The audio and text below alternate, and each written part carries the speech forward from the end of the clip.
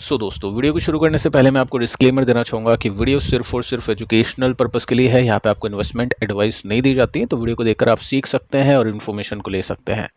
तो स्टार्ट करते हैं आज के मार्केट के साथ में। देखो, निफ्टी ने 25,355 पर क्लोज किया, यानी 120 पॉइंट्स नीचे है। आधे % की गिरावट आप इसमें नोट करके चल सकते हैं।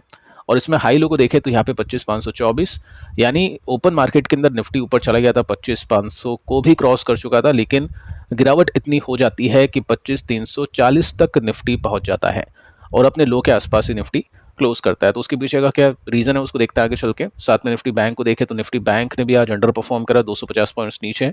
मिड कैप भी नीचे था, स्मॉल कैप भी नीचे था, और मैक्सिमम जो कंपनीज है उनके स्टॉक्स आज नीचे आके बंद हो चुके हैं। सेक्टर्स को देख लेते हैं तो ये एक रीज़न है, क्योंकि आज के दिन सेक्टर्स चले ही नहीं। रियल्टी में तेजी बनी, मेटल में तेजी बनी, बाकी ऐसा कुछ था नहीं।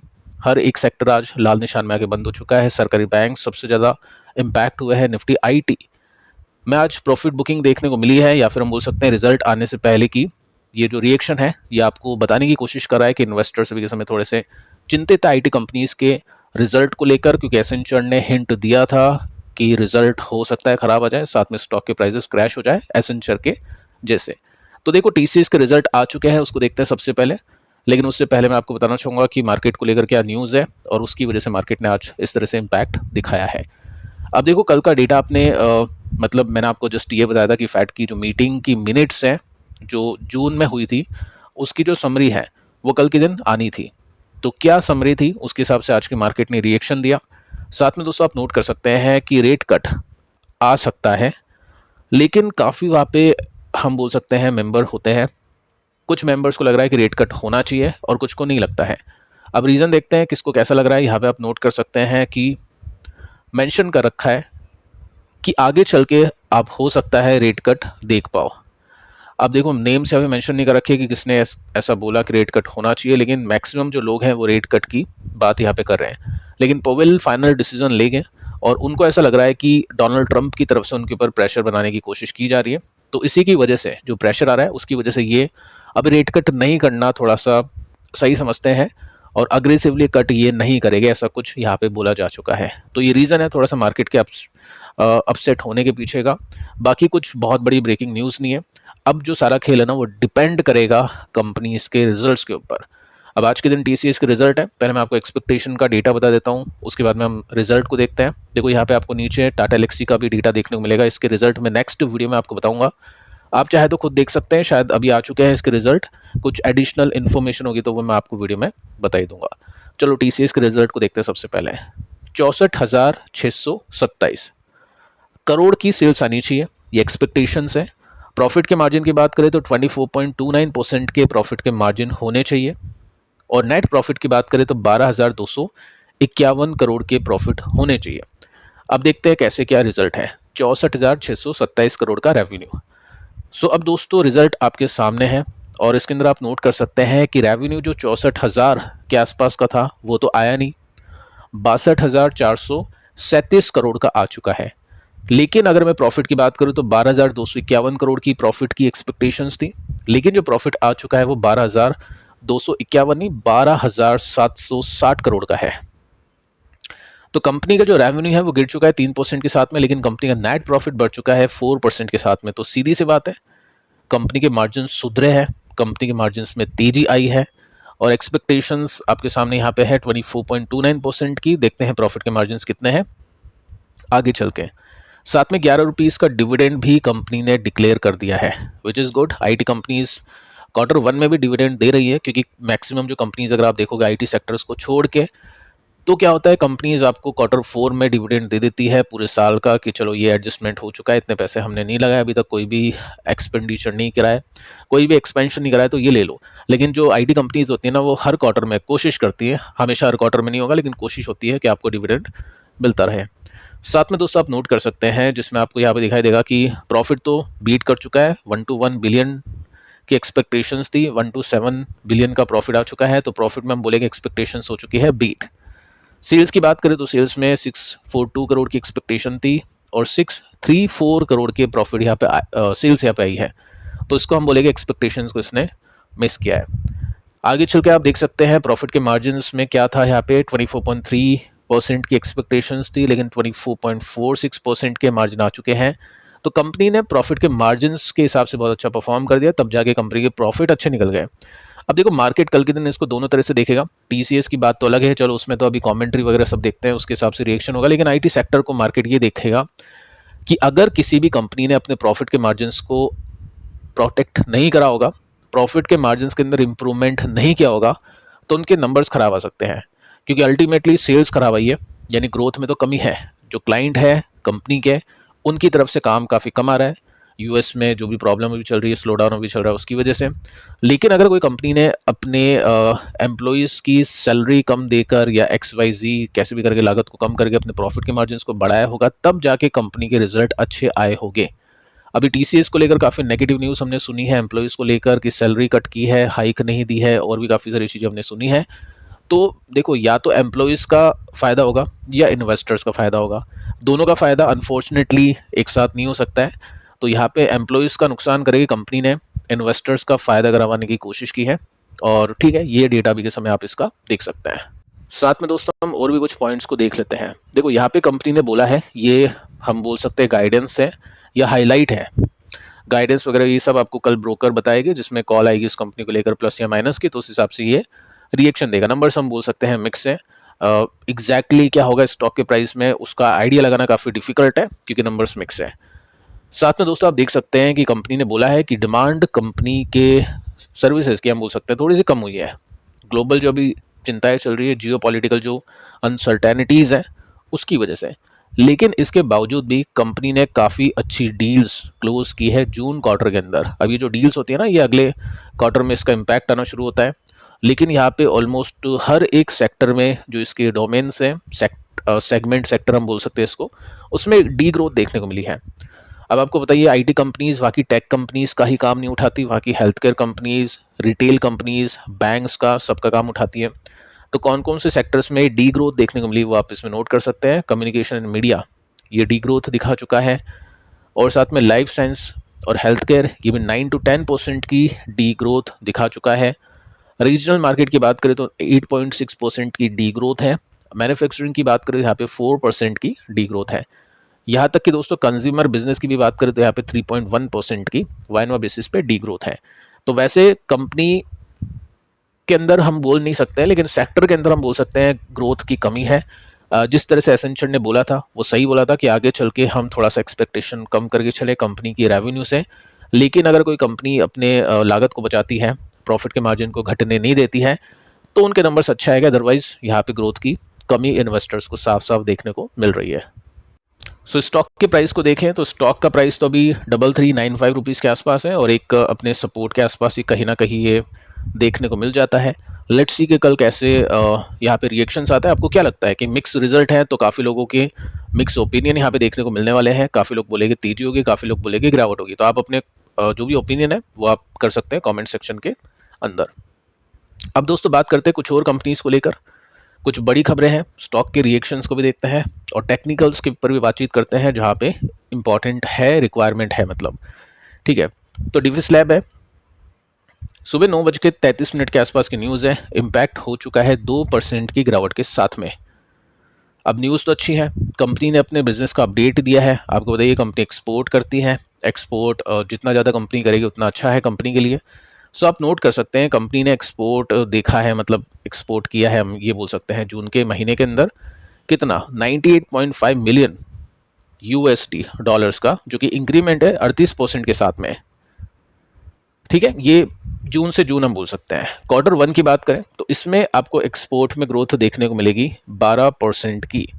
तो इन्वेस्टर्स ने यहाँ पे स्टॉक को किस तरह के रिएक्शंस दिए, 2% नीचे। अगर मैं आपको चार्ट भी इसका दिखाऊँ ना, तो चार्ट भी आप इसको देख सकते हैं कि यहाँ पे स्टॉक, ये न्यूज़ कब आई थी, न्यूज़ आई थी आई थिंक 9:33 पर, और जैसे ही ये न्यूज़ आती है स्टॉक वहीं से गिरना शुरू कर देता है और उसके बाद में संभल नहीं पाता है। यानी हम बोल सकते हैं एक्सपेक्टेशन से ये कम था, क्योंकि वैल्यूशन इतनी ज़्यादा है इसकी, तो एक्सपेक्टेशंस भी अब इसमें ज़्यादा होगी। 82 का पी रेशो है, ऑलरेडी स्टॉक नीचे से काफ़ी ऊपर जा चुका है, 1.81 लाख करोड़ का मार्केट कैप है।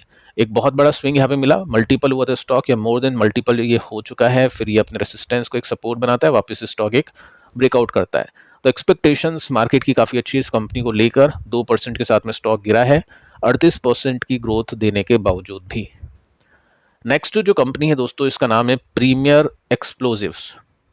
इसमें 10:40 के आसपास की न्यूज़ है। रिएक्शन इसमें न्यूट्रल देखने को मिला है। कंपनी ने एक ऑर्डर के ऊपर इंक्रीमेंट ले लिया है। ऑलरेडी इस क्लाइंट का ऑर्डर इस कंपनी के पास में था, लेकिन उसकी जो वैल्यू है बढ़ चुकी है। 6 करोड़ का ऑर्डर था, लेकिन अब ये बढ़ के 18-20 करोड़ की हो चुकी है।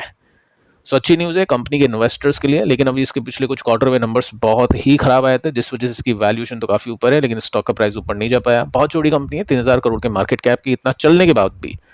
तो पैनी बहुत मतलब बहुत ही कम मार्केट कैप, आप इमेजिन कर सकते हैं यहाँ पे कितना मार्केट कैप इसका होगा।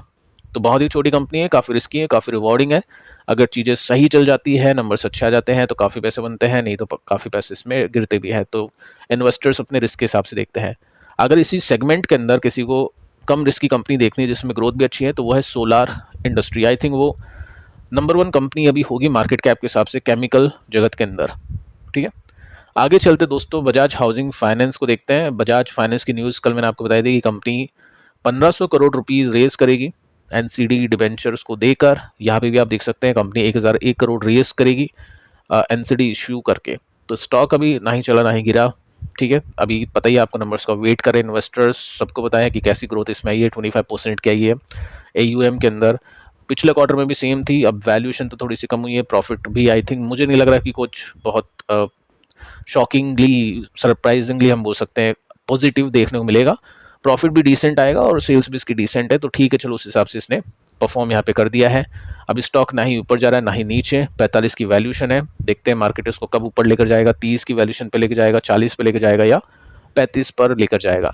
मैं ऐसे क्यों कह रहा हूँ कि ये वैल्यूएशन दोस्तों कम हो जाती है हर क्वार्टरली रिजल्ट के बाद में, अगर कंपनी का प्रॉफिट बढ़ता है तो। ये कंपनी के स्टॉक का प्राइस है, उसके अर्निंग के हिसाब से। पी मतलब प्राइस, ई मतलब अर्निंग्स। तो स्टॉक का प्राइस उसके अर्निंग के हिसाब से है। अगर कंपनी की अर्निंग्स बढ़ती है, स्टॉक का प्राइस नहीं बढ़ता है, तो पीई रेशियो ऑब्वियस है वो कम होगा। ठीक है, तो देखते हैं कैसे नंबर्स आते हैं इस क्वार्टर में। पूनावाला फिनकॉर्प, देखो एनबीएफसी इस कंपनीज को बिल्कुल यहाँ पे मौका मिल चुका है कैपिटल रेज करने का। इसने भी 1500 करोड़ रुपीस का यहाँ पे प्लान किया है फंड रेज करने का डिबेंचर्स के जरिए। ठीक है, तो ये कंपनी भी अभी काफ़ी अच्छा परफॉर्म कर रही थी कोविड के बाद में, लेकिन अब ये कंपनी घाटे में जाना शुरू हो गई थी। कुछ घाटे हुए थे पिछले 2-3 क्वार्टर के अंदर इस कंपनी में। देखते हैं कैसे रिजल्ट आते हैं। बाकी अभी तो एक बहुत अच्छा स्विंग इसमें इन्वेस्टर्स को मिल चुका है। नेक्स्ट बजाज फाइनेंस इसको बोला जाता है, और देखो बजाज फाइनेंस ही रहेगा। ये नेक्स्ट पूना वाला बन जाए तो बहुत बड़ी बात है। हाई रिस्क की कंपनी है, हाई रिवॉर्डिंग कंपनी है, इसी कैटेगरी में इसको रखे तो बहुत अच्छी बात होगी। अगली जो कंपनी है दोस्तों, इसका नाम है KPIT टेक। अब देखिए इसमें क्या है, यहाँ पे आप नोट कर सकते हैं। सबसे पहले तो इसके नंबर्स आने वाले हैं 30 जुलाई को। अब सेबी ने एक ऑर्डर जारी किया है regarding front running in KPIT tech stocks. इसका मतलब यह है कि फ्रंट रनिंग इसमें हो चुकी है, हम बोल सकते हैं इनसाइडर ट्रेडिंग इसमें हो चुकी है। अब ये जो न्यूज़ आती है आफ्टर मार्केट क्लोजिंग आती है, तो कल इम्पैक्ट होगा। मुझे लगता नहीं कुछ खास इम्पैक्ट होगा, स्टॉक ऐसा कुछ क्रैश वगैरह कर सकता है, क्योंकि कंपनी की कोई गलती इसमें मुझे लग रही नहीं है। यहाँ पे कुछ मेंशन कर रखा है।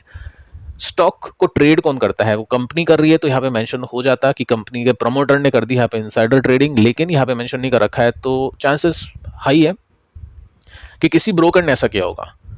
अब देखो जैसे पिछली बार हुआ क्या था, मैं आपको बताना चाहूँगा, याद दिलाना चाहूँगा। मई के महीने के अंदर आनंद राठी ने ये काम किया था, स्टॉक ब्रोकर। इसको पेनल्टी देनी पड़ी थी सेबी को 90 लाख रुपीस की, 1 करोड़ रुपीस के आसपास की। काफ़ी बड़ी पेनल्टी हम बोल सकते हैं ब्रोकिंग कंपनी के लिए। और इसके पीछे का रीज़न क्या था कि इसने फ्रंट रनिंग एक्टिविटीज़ की थी इसी कंपनी के स्टॉक के अंदर, जिसका नाम है KPIT टेक। हो सकता है वापस से इसने की हो, पेनल्टी वगैरह इसके ऊपर लग जाएगी। ये दोस्तों इलीगल प्रैक्टिस होती है, यहाँ पे मेंशन कर रखा है, जिसमें अनपब्लिश्ड जो भी इन्फॉर्मेशन होती है, जो भी इनसाइडर की न्यूज़ होती है, वो ये अपने क्लाइंट को बता देते हैं और उस क्लाइंट को बोल देते हैं कि आप इसमें बाय कर लो या सेल कर लो। अगर कोई अच्छी न्यूज़ है तो उसको बाय करवा देंगे, और जैसे ही न्यूज़ मार्केट के अंदर आएगी फिर वो बाइंग हो जाएगी, रिटेल इन्वेस्टर्स बाय कर देंगे और इनके क्लाइंट वहाँ से बेचकर निकल जाएंगे। काफ़ी मतलब ये जो टीवी चैनल के ऊपर एंकर्स वगैरह होते हैं, हेमंत घई, अब तो आपके हसीन भसीन, ये इनके ऊपर भी चोट हो चुकी है। इन्होंने भी काफ़ी घपले किए हैं। तो ये सब चीज़ें करते हैं लोग, आज भी कर रहे हो गए। वो पकड़े कब जाएंगे वो पता नहीं है, लेकिन ठीक है, अभी इनको ये मिल चुका है डेटा। अब आनंद राठी ने ये किया है या किसी और ने किया है वो देखते हैं, आगे चल के पता चलेगा। बाकी कंपनी को लेकर ये न्यूज़ है। देखो स्टॉक के प्राइस को देखते हैं, यहाँ पे हम 40 की वैल्यूएशन इसकी देख सकते हैं, 34,000 करोड़ का मार्केट कैप है। ईवी टेक के अंदर कंपनी अच्छी है, अच्छी ग्रोथ इसमें मिल चुकी है। इसके जो कॉम्पिटिटर है, सबसे पहला है टाटा एलेक्सी, जिसके नंबर्स आ जाने वाले हैं। तो नंबर्स जैसे भी हो गए, उसका इम्पैक्ट हो सकता है इस कंपनी के स्टॉक के अंदर भी कल आपको देखने को मिल जाए। सेकेंड जो कॉम्पिटिशन इसका है वो है टाटा टेक, जो अभी काफ़ी नीचे है। अगर मैं इस कंपनी की बात करूँ तो तीनों में से अच्छी जो ग्रोथ इसने निकाली है वो इसी कंपनी ने निकाली है।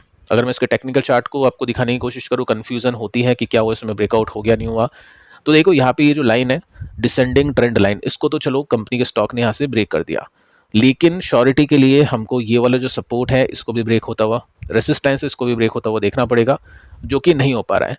लेकिन अच्छी बात है इसका जो बॉटम है ऊपर शिफ्ट हुआ है निफ्टी के चलते, निफ्टी की तेजी के चलते। बाकी जब तक ब्रेकआउट नहीं मिलेगा अच्छे वॉल्यूम के साथ में, जब तक इसको ब्रेकआउट नहीं बोलेंगे। आज के दिन भी दोस्तों एक कंपनी के स्टॉक ने बहुत अच्छा ब्रेकआउट दिया है, उसको भी चेकआउट करते हैं आगे चल के। बाकी मैं आपको बताना चाहूँगा, उस कंपनी का नाम है कैंपस एक्टिववेयर।